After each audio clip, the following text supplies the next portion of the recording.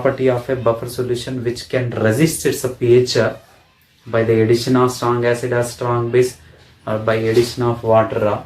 Such a property of a buffer solution is it's a buffer action. A is one, that is in CH3 COOH plus NaOH. CH3COOH and NaOH, if they have taken, these two are taken in A case is so 1:1 molar ratio, and B case is there is a 2:1 mole ratio, and other one is C is 1:2 mole ratio, in which case buffer can be formed. And this is a weak acid, this is the strong base. NaOH is a strong base, acetic acid is a weak acid. Weak acid will undergo the there is some extent of ionization. That means acetic acid is only, suppose you have taken the 10 moles of acetic acid, in that 4 moles or 3 moles will undergo the dissociation, and remaining 6 moles or 7 moles will be undissociated acetic acid is there. And this will be the particularly NaOH. Whenever we have taken complete ionization takes place. NaOH you have taken here 1 mole ratio. This is a 1 mole. This 1 mole means in this 1 mole some extent like a 0.3 or 0.4 only will undergo the dissociation, and remaining acetic acid CH3COOH 0.7 mole it is there. But here NaOH is completely undergo the dissociation, and so that where the buffer formation is possible in this case, first case when we have taken the both and there is a buffer formation is not. In the case of here 2 moles, here 1 mole is then 1 mole can react with 1 mole and it forms salt, as well as 1 more mole of acetic acid is left, so that here weak acid is there and it's a salt also there. Salt is initially not there, then it can form in that, so that buffer formation takes place in the 2:1 mole ratio. Suppose what about 1:2 mole ratio? So suppose I am taking this is 1 mole and this is 2 mole.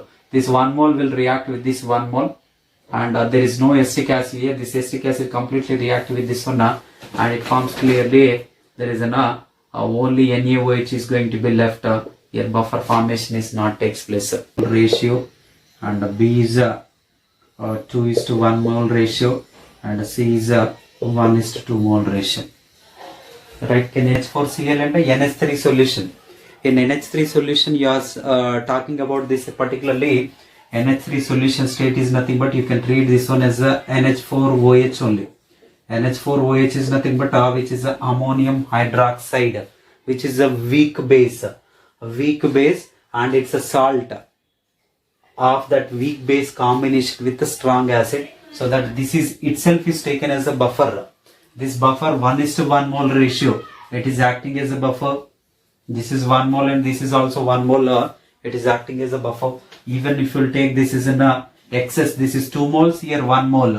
There is no reaction between these two. This is salt and this is a base, and if it is given as a acid, then you will talk about its a reaction. This is a salt and this is a base. If your excess quantity taken 2 moles, this is 1 mole. Overall, our requirement is that there is a weak base plus and it's a salt with a strong acid. So that again here this is a weak base and it's a salt, excess quantity is there, but even then it is a buffer. This is also a buffer, even this is also a buffer. What about this case? Here ammonium chloride 1 mole and ammonium hydroxide, this is also a 2 moles is given, but our requirement, basic requirement to act as a basic buffer is a weak base and it's a salt. That mixture is there, so that this is also acting as a buffer. Right, in this all the 3 cases, if you take whatever the molar ratio, it can act as a buffer. Why? Because they have taken initially itself is a buffer. NH4OH and NH4Cl they have taken, but here acid and base.